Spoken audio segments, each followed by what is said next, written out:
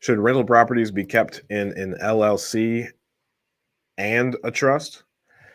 I don't think so. I think this is unique to every one person's situation. So I think the biggest and most important thing that you should do with rental properties is buy them.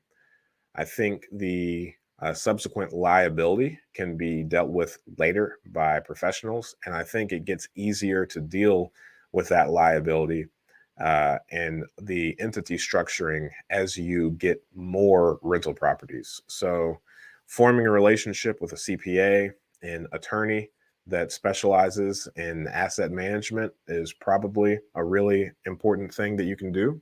But I think if you are doing that with one rental property and a net worth lesser than 500,000, I kind of feel like you are spinning your wheels in a way that's not yet necessary.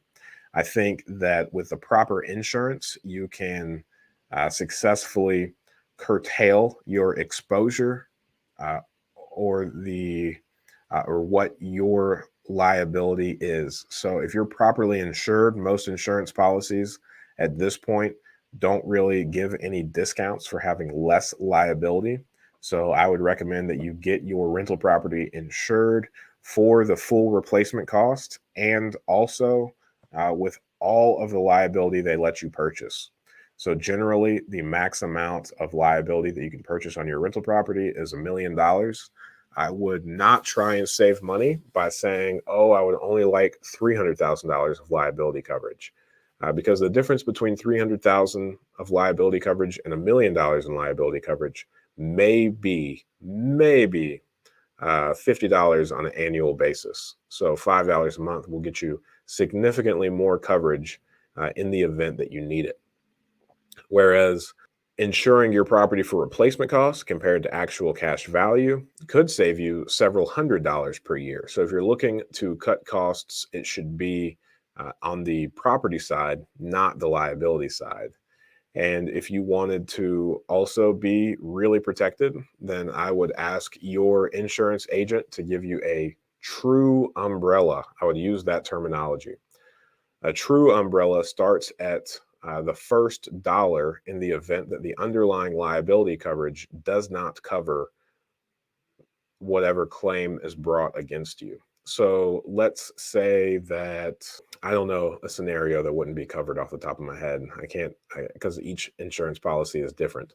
But let's say that for whatever reason you have a claim that comes against you, an incident that happens at your rental property, and your insurance company tells you that it is not covered.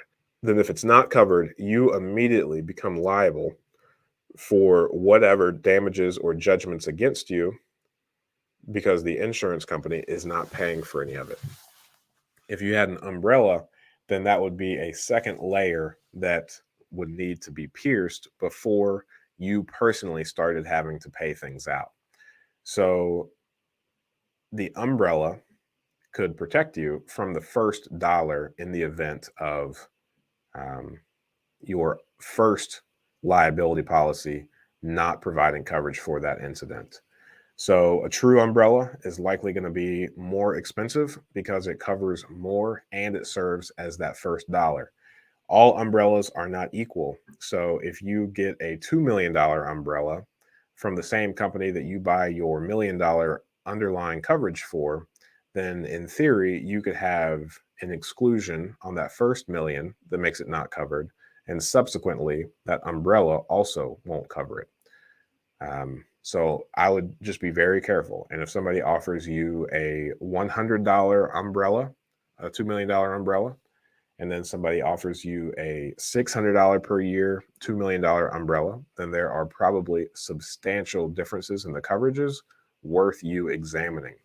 All that to say, when you're first starting, you can layer your insurance in a manner that minimizes your risk so low that paying for the time and expertise of a CPA, running a second set of books, hiring attorneys, it just doesn't make sense. Now, once your net worth is over $1 million, maybe $2 million, maybe it's time to start sitting down, especially if you put everything in your personal name.